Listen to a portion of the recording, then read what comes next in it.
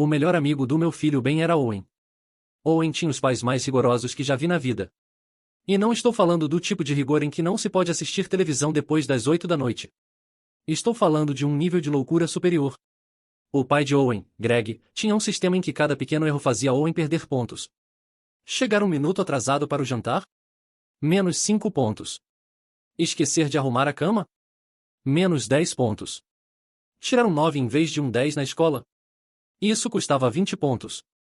O mais chocante era que Owen precisava desses pontos para fazer praticamente qualquer coisa, comer, até mesmo usar o banheiro. Greg instalou fechaduras eletrônicas em tudo, e elas só destravavam se Owen tivesse pontos suficientes. O pobre garoto tinha que conquistar o direito até às suas necessidades básicas. Descobriu quão grave era a situação quando Owen veio dormir aqui em casa. Ben perguntou se Owen podia comer um pedaço de pizza. E Owen tirou um pequeno caderno onde anotava seus pontos. Ele tinha exatamente 47 pontos restantes, e o jantar custava 45.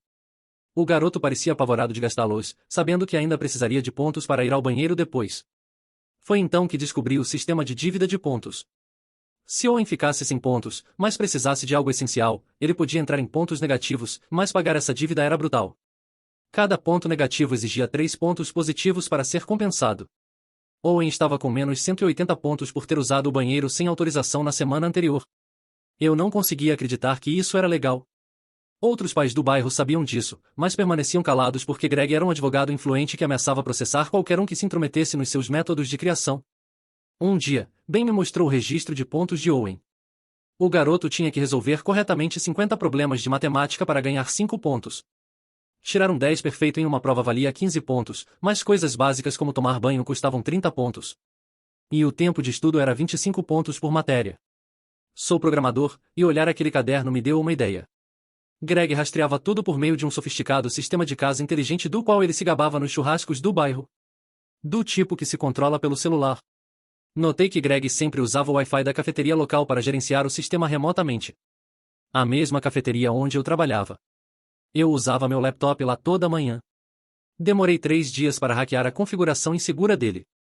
Comecei com pequenas mudanças. Owen ganhava misteriosamente pontos extras durante a noite.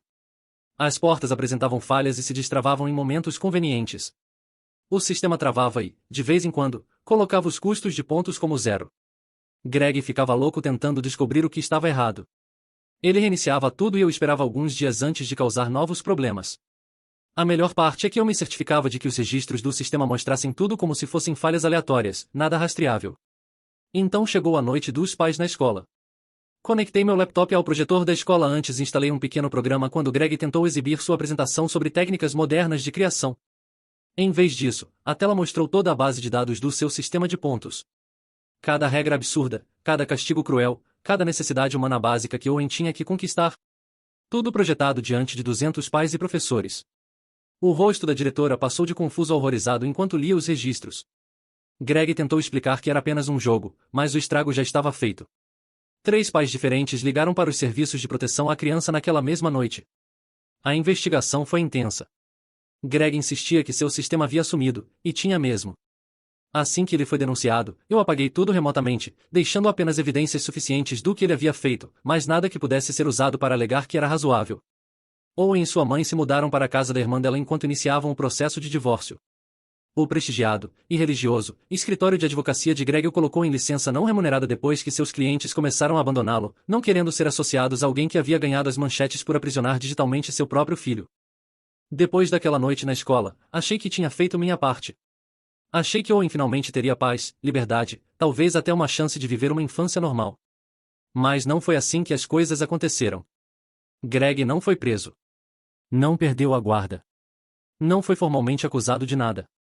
Os serviços de proteção à criança iniciaram uma investigação, sim, mas Greg era esperto, manipulador, experiente, e acima de tudo, perigoso. Usou sua influência e seus contatos no sistema para desacreditar as acusações. Ele alegou que tudo era um sistema educacional experimental, baseado em gamificação, com consentimento do menor e sob supervisão da mãe, que ele pintou como negligente. Disse que Owen adorava o sistema, que era um menino brilhante por causa dele. Ainda teve a audácia de apresentar gráficos de desempenho escolar e relatórios psicológicos que, de alguma forma, sempre o favoreciam. A mãe de Owen, Emily, tentou lutar. Mas era uma mulher quebrada, esgotada, com um histórico de ansiedade e episódios depressivos que Greg, com seus advogados, usou como arma. Durante a audiência preliminar sobre a guarda, ele a fez parecer instável, desequilibrada, incapaz de criar o próprio filho. Trouxe testemunhos distorcidos, manipulou datas e registros médicos, até uma antiga receita de ansiolítico virou prova contra ela. Eu assisti tudo de longe, sem poder fazer nada, impotente, com a raiva crescendo dentro de mim como um incêndio que não podia apagar. E então veio o golpe final. Um juiz conivente, antigo colega de faculdade de Greg, descobri depois, decidiu que não havia prova suficiente de abuso real. Owen foi obrigado a voltar a morar com o pai, com visitas supervisionadas à mãe a cada 2 fins de semana. Supervisionadas. Como se ela fosse a ameaça. Owen parou de ir à escola por um tempo. Ou melhor, Greg o transferiu para um programa online personalizado, onde ele poderia, nas palavras do próprio pai, controlar melhor os estímulos e otimizar o rendimento. Na prática, era uma prisão doméstica com Wi-Fi. Voltei a monitorar o sistema de casa inteligente, agora mais sofisticado e paranoico. Greg tinha contratado especialistas em segurança cibernética. Mas eu já conhecia os padrões dele. Os vícios, as brechas. Descobri que o sistema agora incluía sensores de movimento nos quartos, reconhecimento facial para controlar as saídas, e até alarme se Owen tentasse abrir uma janela. Ponto positivo se ele mantivesse o nível de oxigênio estável no quarto até às 7 horas da manhã. Ponto negativo se respirasse forte demais depois do horário estipulado para dormir. Era um campo de concentração digital com a fachada de uma casa perfeita. A gota d'água foi quando Ben me disse que Owen estava diferente. Mais calado, mais pálido, mais magro. Ele veio dormir aqui de novo, sob permissão formal e por apenas uma noite. Chegou com um relógio digital preso ao pulso que media sua atividade, localização e frequência cardíaca. O relógio era conectado ao sistema de Greg. Se saísse da zona segura ou se ficasse mais de 60 minutos sem interagir com o dispositivo, pontos negativos automáticos. Durante a noite, ouvi Owen chorando no banheiro. Não um choro de birra, mas um choro engasgado, abafado, daqueles que vem de alguém que já aprendeu que chorar alto só piora as coisas. Sentei ao lado da porta, sem dizer nada, até ele abrir. Estava de joelhos, com as mãos sobre a boca, como se não pudesse se permitir fazer barulho. Quando finalmente falou, me disse que queria morrer. Ali, decidi que não seria mais só um observador.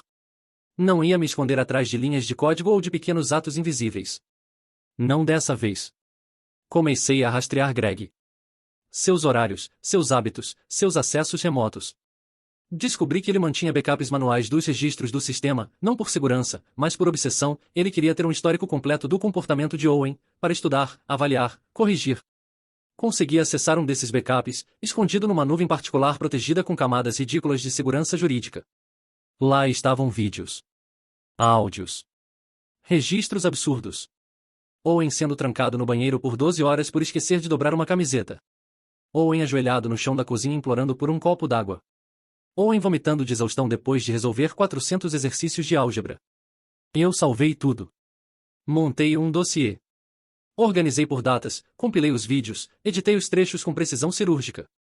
Usei os mesmos padrões jurídicos que Greg tanto adorava em argumentação, lógica, provas cruzadas. Em seguida, criei um perfil falso de um jornalista de direitos humanos e compartilhei com uma rede de repórteres investigativos. Não os tabloides, repórteres sérios, que sabiam cavar fundo. 3 semanas depois, saiu a matéria. Não em um site qualquer, mas na primeira página de uma grande revista. O Sistema dos Horrores, o caso do menino. O artigo era devastador. Nomes. Vídeos. Perícias feitas com os dados que enviei. Opiniões de especialistas em desenvolvimento infantil, em direito da família, até de neurocientistas. O país inteiro ficou sabendo. Greg tentou processar a revista. Foi ignorado. Tentou se defender em vídeos online, se fazendo de vítima de uma conspiração. Ninguém comprou a história. Clientes antigos do escritório de advocacia saíram em massa. A empresa o demitiu oficialmente desta vez. A OAB suspendeu sua licença. Emily conseguiu um novo advogado, agora com a opinião pública do lado dela. Uma juíza foi designada para o novo caso, uma mulher negra com histórico de decisões progressistas e intolerância a abusos de poder. A guarda de Owen foi revertida em menos de 2 semanas. Greg foi proibido de se aproximar do filho. Agora responde por abuso psicológico, cárcere privado e maus-tratos prolongados. Eu nunca fui chamado para testemunhar. Nunca fui reconhecido oficialmente. Mas Owen voltou a sorrir. E agora, quando ele vem aqui, dorme a noite inteira. Sem pontos. Sem relógios. Sem medo. E se algum dia Greg tentar voltar, eu estarei esperando. Owen estava livre, sim. Mas liberdade não apaga cicatrizes. Não substitui anos de condicionamento. Depois que tudo veio à tona e a guarda foi revertida, a vida não virou um conto de fadas. O menino que veio morar com a mãe, que agora em um pequeno apartamento alugado com a ajuda de amigos e apoio de alguns grupos de proteção, não era o mesmo que sorria nas fotos antigas. Ele andava em silêncio. Com os ombros sempre um pouco encolhidos. Com os olhos escaneando o ambiente, como se cada sombra pudesse conter uma regra não dita, um sensor oculto. E aquilo me revoltava mais do que qualquer coisa. Porque Greg, mesmo caído, mesmo desonrado publicamente, continuava a existir. Continuava solto. Tinha perdido tudo? Sim. Mas e daí? E as noites que Owen passou com fome porque errou uma tabuada? E as vezes em que mijou nas calças por não ter pontos para usar o banheiro? O que valem anos de tortura psicológica diante de um tribunal que o trata como uma figura polêmica e não como o monstro que é? E pior. Ele começou a mandar cartas. Pequenas, camufladas em linguagem neutra, mas que eu reconhecia de longe. Frases como "espero que esteja cumprindo sua nova rotina com disciplina, só queria saber se está mantendo sua pontuação ideal, estou organizando meus arquivos, há tantas memórias boas nossas." Emily levou à polícia. Conseguiu medida protetiva. Mas era papel, papel não impede pesadelos. E Owen teve muitos. Começou com sussurros durante o sono. -2, desculpa, pai, foi sem querer. Depois vieram os pesadelos com alarmes, com portas que se fechavam sozinhas. Uma vez acordei com ele tentando desinstalar a maçaneta do banheiro daqui de casa, chorando, repetindo, não quero ser trancado, não de novo. Eu o abracei. Ele congelou. Um garoto de 12 anos, encolhido, endurecido, como se o toque humano fosse uma ameaça. E naquele momento eu senti ódio. Um ódio genuíno. Profundo. Quente. Eu já tinha acabado com Greg uma vez, sim. Mas era pouco. Eu queria que ele sentisse o gosto da própria criação. Queria que ele soubesse o que era ter cada passo controlado. Cada escolha pesada. Queria que vivesse cercado pelas regras que ele mesmo inventou. E foi aí que comecei a construir outra coisa. Não um hack. Não uma sabotagem. Algo maior. Comecei a rastrear os passos digitais de Greg com um objetivo diferente, em projetar uma réplica de seu próprio sistema, agora aplicado a ele mesmo. Toda a sua vida ainda estava online, padrões de consumo, hábitos, contas vinculadas, perfis falsos que ele usava para tentar limpar sua imagem. Tudo mapeado. E eu criei um sistema que captava esses dados, como um espelho perverso, em cada deslize dele online, cada clique em um vídeo, cada comentário ou resposta automatizada disparava uma penalidade. Bloqueava seus acessos. Derrubava conexões. Trocava senhas. Enviava alertas falsos para as empresas onde ele tentava se candidatar a um emprego. Enchi seus e-mails com feedbacks automáticos dizendo que seu histórico foi analisado e não é compatível com os nossos valores. Montei um falso serviço de assinatura com seu nome. Sistema paterno Greg Tech, controle total familiar. Fiz parecer que ele estava tentando vender essa tecnologia a outros pais. Espalhei nos fóruns mais extremos, na dark web, em redes sociais. Vinculei seu nome aos piores grupos de controle parental e punitivismo digital. Resultado? Toda vez que ele tentava limpar a imagem, surgiam comentários dizendo é o cara que criou a prisão do próprio filho. Toda vez que buscava um advogado, o histórico vinha à tona. Mas nada disso me satisfez. Owen ainda tremia ao escutar alarmes. Ainda esperava autorização para se servir de comida. Um dia, durante um almoço em casa, ele me perguntou se podia usar o banheiro.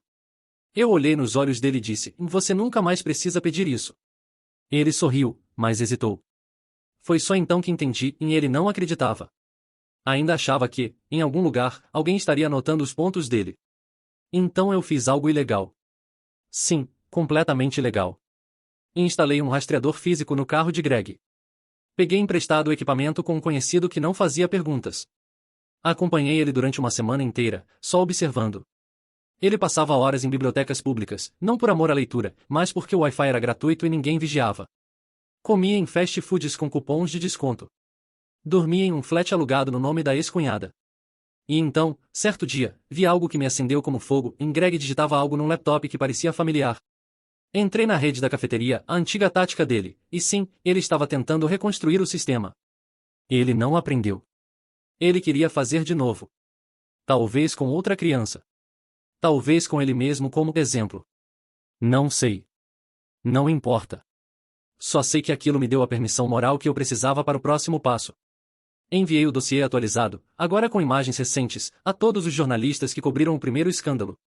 Juntei prints das tentativas de reinstalar o sistema, das mensagens cifradas que ele deixava em fóruns obscuros. Criei uma identidade falsa, de um possível interessado no sistema, para registrar tudo o que ele tentava vender. Gravei chamadas. Copiei vídeos teste que ele tentava deletar. Expus cada tentativa.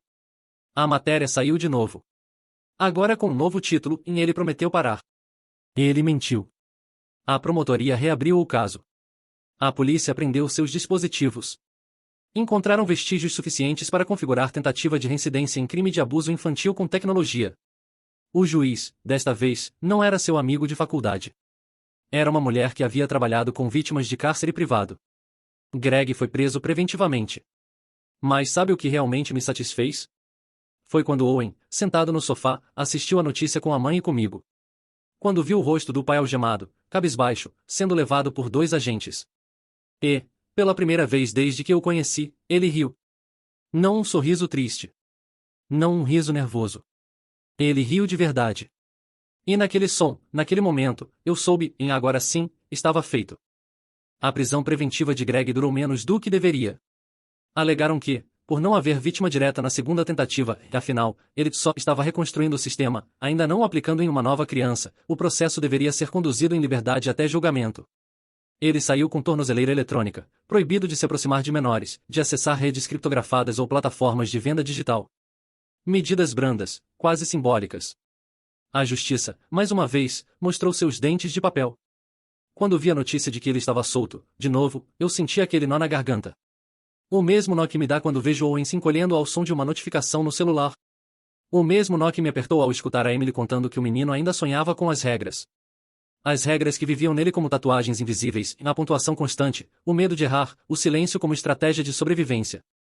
Ele agora chamava isso de o ruído, esse cálculo mental constante que nunca parava.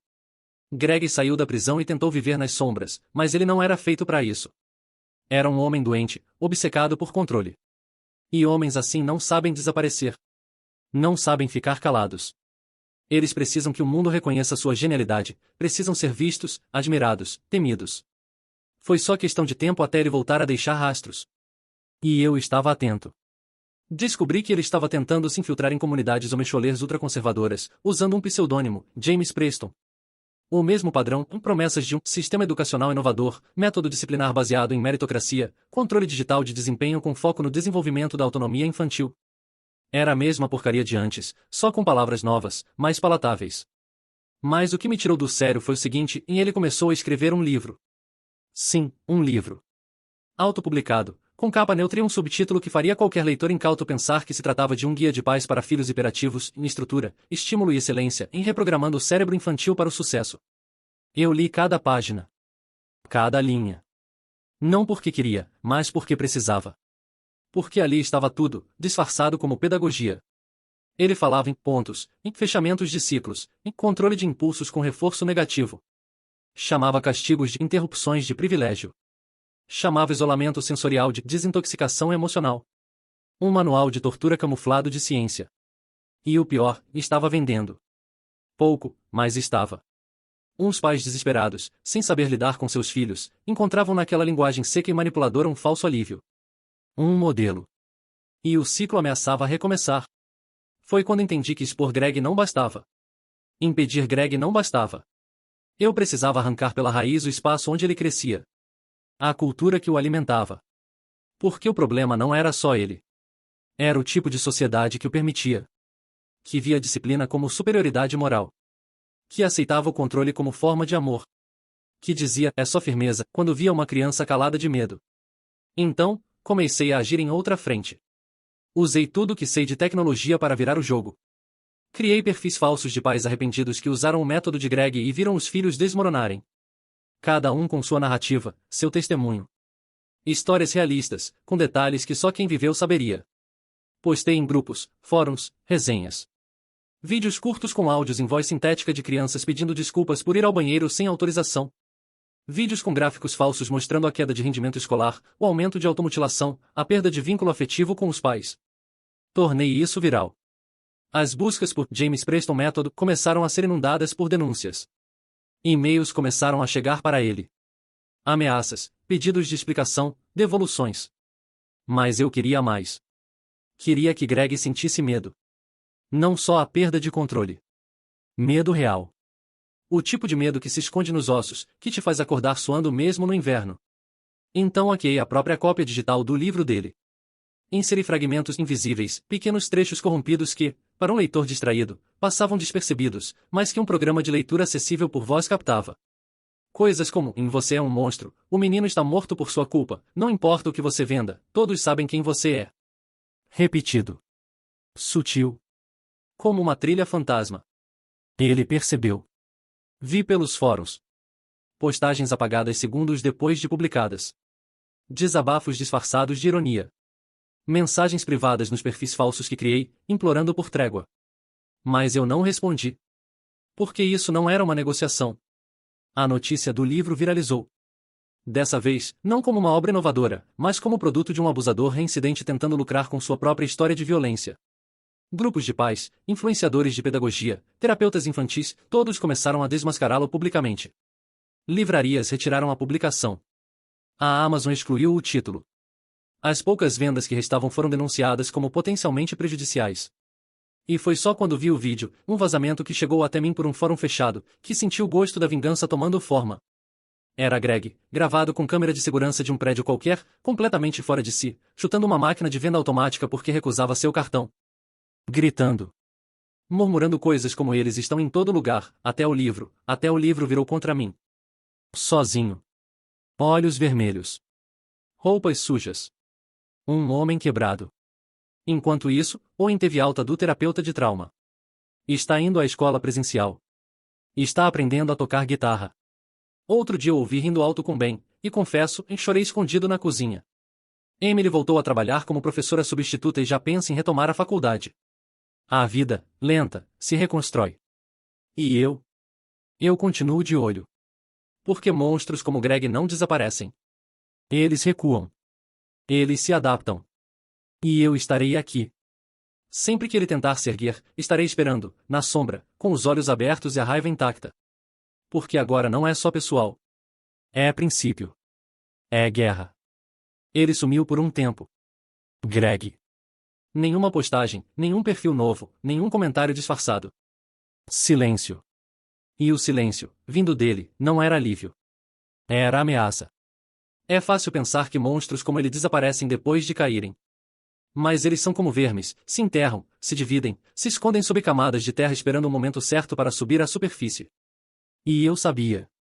Sabia que ele estava tramando alguma coisa. Porque alguém que vive para controlar não consegue existir no vácuo. Greg precisava de poder como um vício. E eu já tinha visto o que ele era capaz de fazer para obtê-lo. Aquele homem jamais aceitaria morrer como uma nota de rodapé na própria ruína. Comecei a monitorar as redes de novo. Não com os olhos de um curioso, mas com a precisão de um cirurgião. Cada domínio novo registrado no país com ligações à educação parental, disciplina positiva, tecnologia infantil. Eu os rastreava. Muitos eram legítimos. Outros, não. Foi num desses domínios obscuros, quase escondido em um servidor russo, que encontrei um fórum com menos de 20 membros ativos. Pequenos textos acadêmicos, terminologia robótica, mensagens cifradas entre termos como Grupo Alpha, Método Delta e Padrão 180. Aquilo não significava nada, até que um usuário, sob o nome Lambda9, postou uma sequência. Erro de comportamento, E mais 12 compensação moral, 4 isolamento preventivo em 2 horas. Eu reconheci.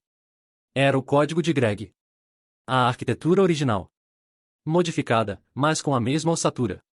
Aquilo não era um erro. Era um novo protótipo. Mas com o quê? E com quem? Foi ali que descobri algo que, até hoje, não consigo digerir sem sentir um gosto metálico na boca, e ele não estava atrás de outra criança.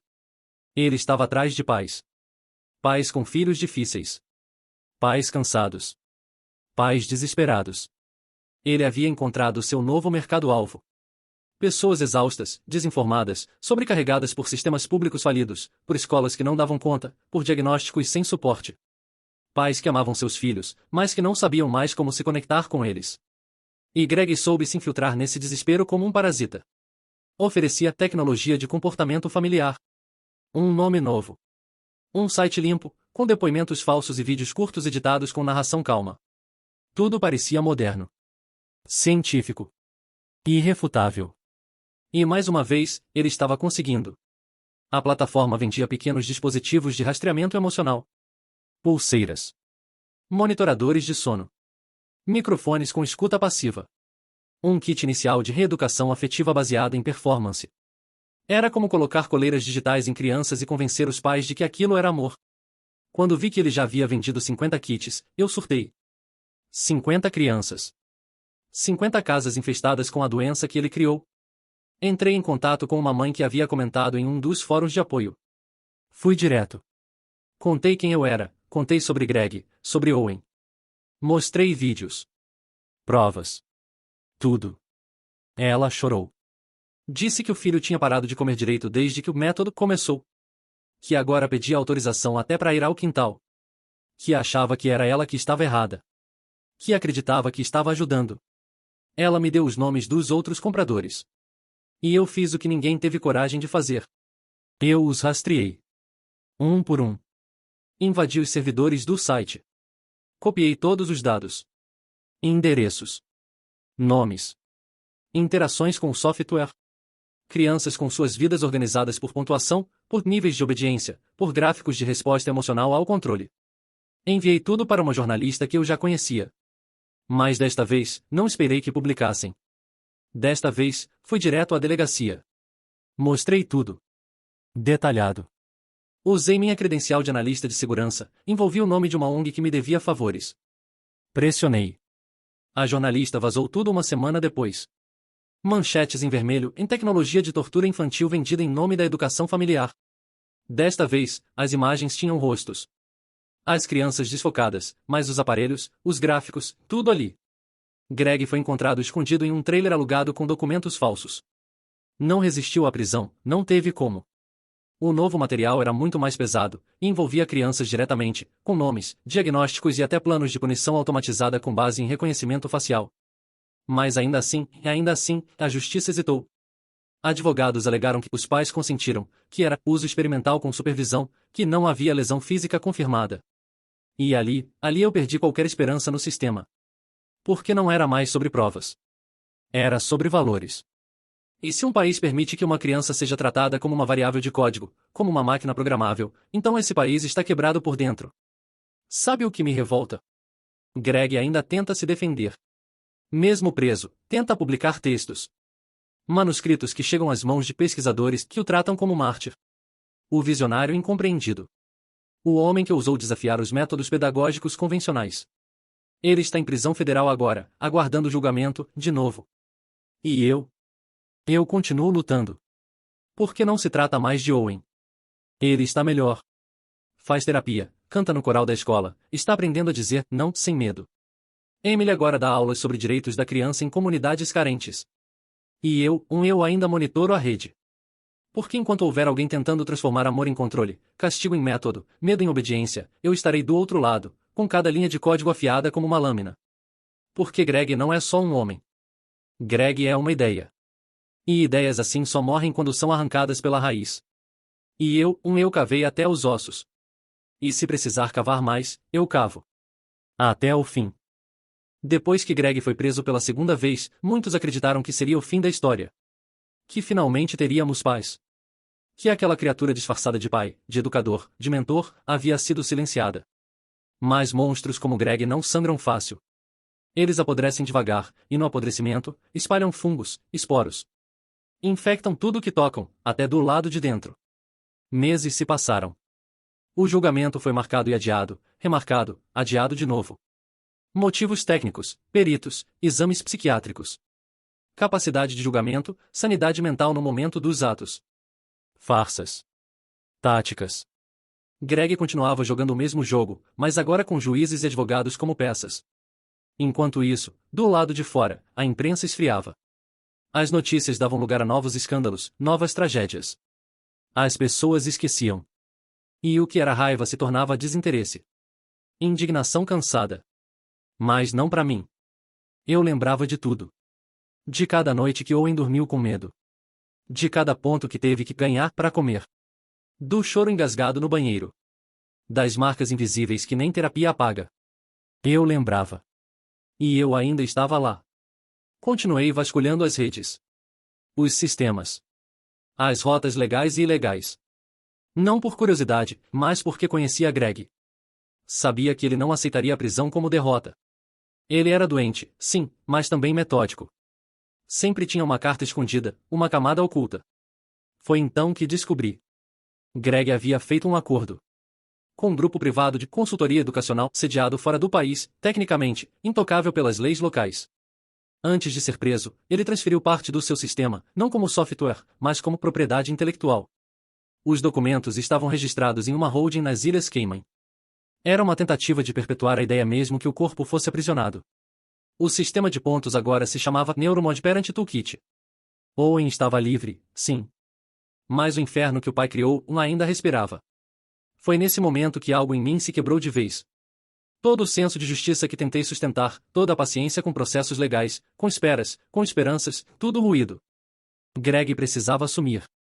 Não só como pessoa, mas como conceito. Como ideia. Como ameaça. Decidi terminar o que comecei. Não pela metade. Não com sutilezas.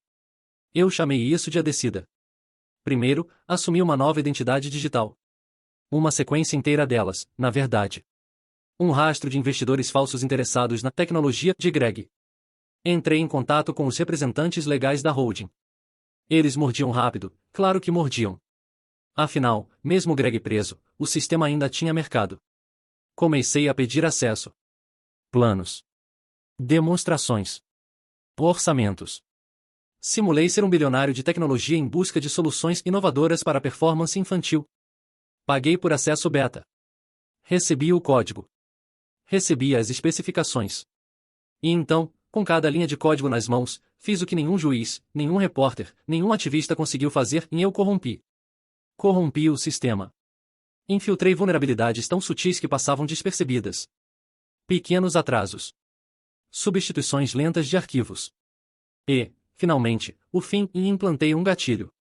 Um loop sem saída que, ao ser ativado por qualquer novo usuário, destruía completamente o funcionamento do sistema, deletava dados, e enviava denúncias automáticas para órgãos internacionais de proteção infantil. O sistema de Greg virou um cavalo de Troia. E então, entrei em contato com o próprio Greg. Sim, eu quis olhar nos olhos dele, mesmo que por vídeo. Usei um canal legal, como interessado em testemunho técnico para um estudo acadêmico. Ele aceitou. E estava magro. Olhos fundos. Mas o mesmo olhar. A mesma arrogância por trás da miséria. Falava como se ainda tivesse razão. Como se o mundo inteiro tivesse exagerado. Eu o deixei falar. Por 10 minutos. Depois, mostrei. Mostrei o código quebrado. Os servidores caídos. O rastro de destruição digital. Os arquivos inutilizados. E, por fim, as denúncias protocoladas com sua assinatura digital como origem. Você destruiu tudo, ele disse. Eu só respondi, foi você quem começou. Eu só acabei o serviço. A ligação foi cortada. Não houve outra. 2 meses depois, ele tentou suicídio na prisão. Falhou. Sobreviveu. Está agora em uma ala psiquiátrica penitenciária, sem acesso a nada digital, sob constante observação. O sistema? Morto. Nenhuma empresa ousa mais tocar nele. A holding foi processada internacionalmente e desfeita. A tecnologia virou um símbolo de abuso, de crueldade. Uma nota negra na história da educação moderna. Owen agora escreve. Está escrevendo um livro, na verdade, como me reprogramaram, com o subtítulo e como eu me desinstalei. Não quer falar sobre o pai diretamente, mas sobre a ideia de liberdade. Está crescendo, e eu vejo nele algo que nunca vi antes, em paz. Emily retomou a carreira. Dá palestras. Ensina professores a identificar sinais de abuso invisível. Sinais que o sistema escolar tantas vezes ignora. E eu? Eu estou voltando a dormir. Não todas as noites. Mas algumas. Com a consciência quieta. Porque Greg tentou apagar uma criança. Tentou formatar uma alma. Tentou transformar amor em comando. Mas no fim, foi ele quem foi deletado. E eu fui o backup da justiça quando ela falhou. Agora sim, acabou.